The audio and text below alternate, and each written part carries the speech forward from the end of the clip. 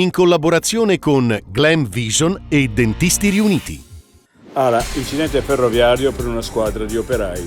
31enne trasferito in elicottero all'ospedale. Indaga la Polfer. Vandalizzazione al rifugio Bindesi, devastata l'illuminazione esterna e distrutti diversi tavoli. La SAT, solidarietà ai gestori. Dall'elicottero per trasportare la neve alla funivia Trento-Bondone, ma dall'ipotesi stazione di Candrià in su, quale futuro per la montagna?